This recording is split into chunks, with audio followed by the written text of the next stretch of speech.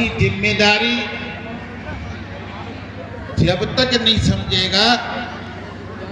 तब तक हमारे नरेंद्र मोदी जी का सपना है कि भारत राष्ट्र को आजादी के 100 वर्ष पूरे करेगा और पूरे करते करते इस राष्ट्र को विकसित राष्ट्र बनाने का सपना है। अब वो सपना तभी पूरा हो सकता है जब तक आप सबकी भागीदारी इस सपने को पूरा करने में होगी, तब हमारा सपना पूरा हो सकता है। तो बोलेंगे भारत माता की, भारत माता की। बहुत बहुत धन्यवाद। सबसे पहले मैं इस गणतंत्र दिवस के शुभ अवसर पर आप सबको बहुत बहुत शुभकामनाएं और बधाई देता हूं कि आज हम अमृत महोत्सव, अमृत काल 75वां हम मना रहे हैं और हमारे साथ आज के इस कार्यक्रम की अध्यक्षता कर रहे हमारे आदरणीय रामेश्वर दयाल जी, हमारे इस कॉलेज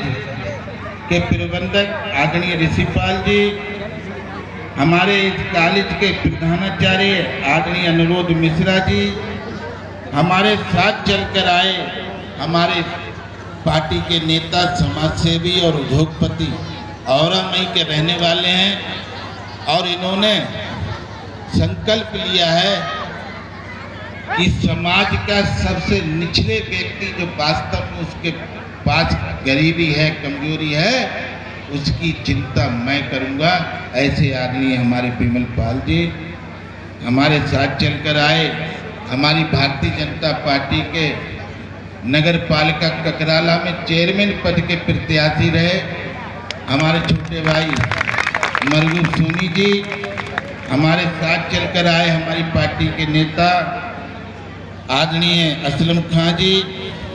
हमारे दीपक फौजी जी, हमारी पार्टी के नेता एवरन सिंह राजपूत जी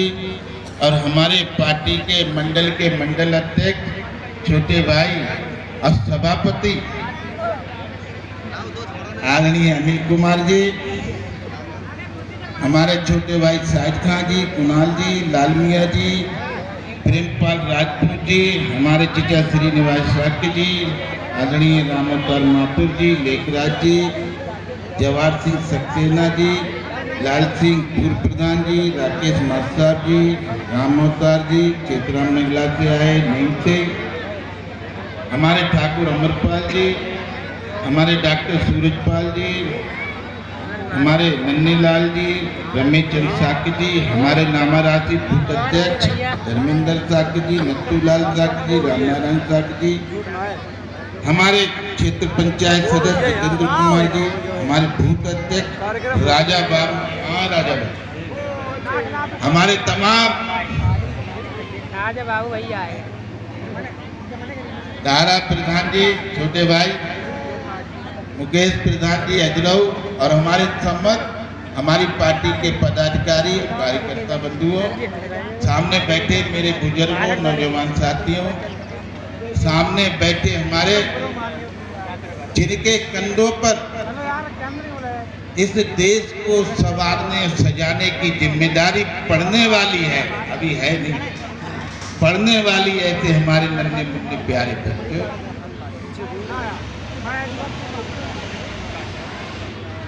आज बड़ा गर्व का दिन है। देश की आजादी में हमारे पूर्वजों ने त्याग और बलिदान कर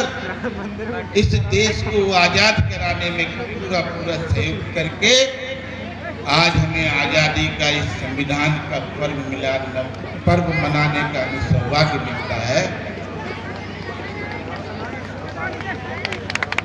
इस देश के पहले कानून मंत्री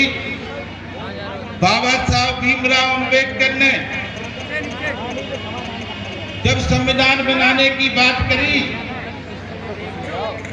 तो उन्होंने बहुत सालों तक प्रयास किया इस देश के अंदर इन बच्चों को भी ज्ञान होना चाहिए कि आजादी से पहले हमारे देश में अनेक कुरीतियां थी, भेदभाव था, ऊंच नीच थी, हमें अधिकार नहीं था। हमको तो अधिकार ये भी नहीं था कि हम अपनी शिक्षा भी ग्रहण कर सकें।